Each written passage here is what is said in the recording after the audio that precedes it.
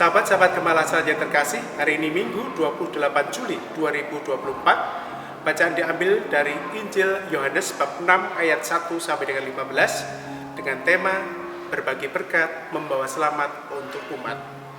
Sahabat-sahabat Gembala yang terkasih, ada dua perbedaan antara orang yang positif dan orang yang negatif.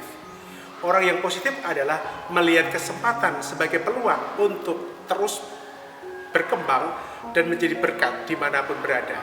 Tapi bagi orang yang negatif, kesulitan itu menjadi penghambat dan membuat orang itu kemudian berhenti dan tidak bisa berjalan. Gambaran demikianlah yang bisa kita lihat dari kisah penggandaan roti, di mana ketika orang banyak datang mengikuti Yesus dan mereka sudah kelaparan tidak ada roti, Yesus bertanya kepada para murid, "Kamu harus memberi mereka makan. Adakah roti yang ada padamu?" Suatu pertanyaan untuk menunjukkan pada para murid akan tanggung jawab mereka. Tapi para murid mengatakan bahwa di sini hanya ada 5 roti dan 2 ikan. Di sini tidak ada makanan sama sekali. Kalaupun ada, untuk orang sebanyak ini seperti apa nantinya? Itu pertanyaan bagi orang yang mengalami kesulitan. Tapi Yesus sudah merencanakan sesuatu yang indah untuk mereka. Karena kemudian terjadilah mujizat penggandaan roti sehingga Yesus bisa memberi makan kepada 5.000 orang. Sahabat-sahabat Gembala yang terkasih, maka kita belajar dalam hidup kita, sekecil apapun yang kita punya, kalau kita persembahkan kepada Allah, semua akan menjadi indah.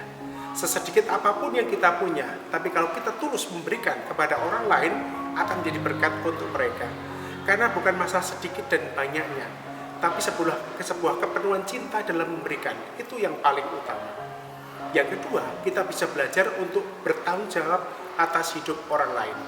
Yesus merasa bertanggung jawab untuk umat yang datang kepadanya. Maka Yesus pun menggandakan roti agar mereka tidak kelaparan. Kita belajar dalam hidup kita agar kita pun juga punya tanggung jawab terhadap orang lain dalam skala yang kecil.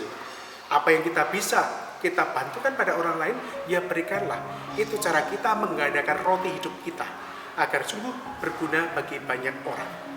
Dan yang ketiga, ketaatan para murid untuk duduk sama rendah, untuk menerima, untuk bersyukur, untuk bersimpuh kepada Tuhan, itu juga penting.